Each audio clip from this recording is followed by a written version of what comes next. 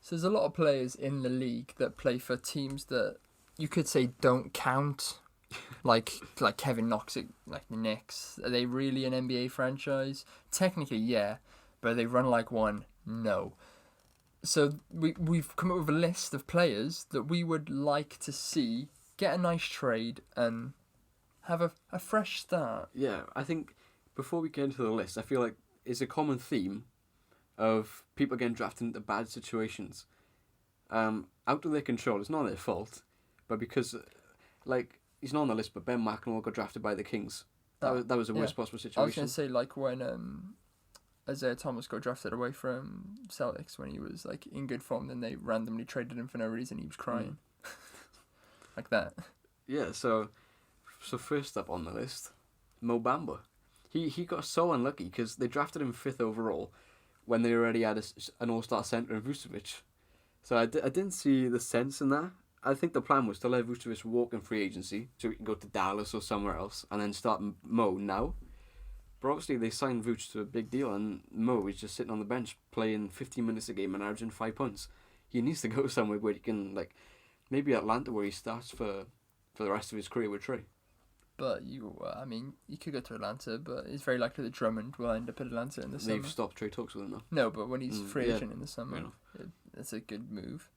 But yeah, Mo Bamba obviously has talent. I've not seen any of it. And yeah, but a player that I'm more affiliated to, only through 2K really, that's the only reason I like this guy. Like I say, Kevin Knox at the Knicks.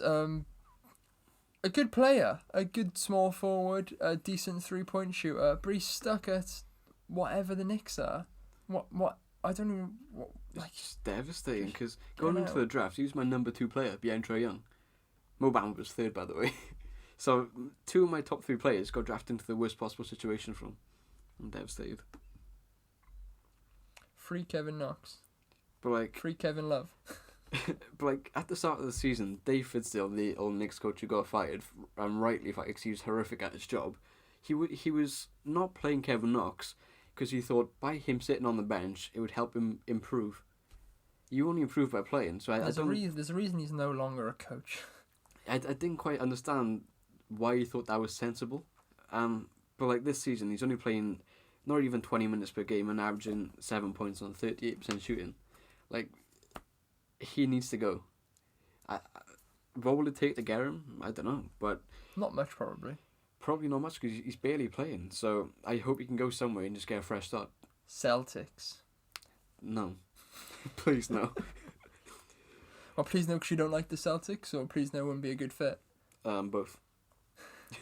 But like, look at Markelle Fultz, where he had a fresh start, where he needed to leave Philly. He went to Orlando, and I mean, the last couple of games, he's looking best good. Point guard in the league. Yeah, easily. But yeah, Kevin Knox needs to just please get traded somewhere good, not to Sacramento or like Charlotte. Yeah. Somewhere. Where's that good place? I keep coming back to the San Antonio Spurs for Knox or Bamba. They just have a good development system. Just before Greg Pop retires. Yeah. But I'm sure I trust them to have a good coach coming in when he does go. You'd hope so.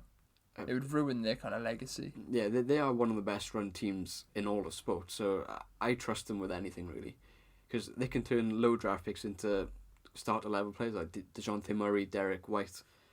It's a common theme. They can turn players into good players. So if they have players with talent, then Mo Bamba and Kevin Knox, they can turn them into superstars. Another player that's on the list is Malik Monk, the Charlotte Hornets.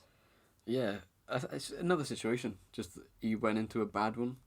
And it was quite funny because at the draft time, before we traded for the pick to get Markelle Fultz, we were sitting in the 3rd spot, and the rumours were that he would be our pick at number 3.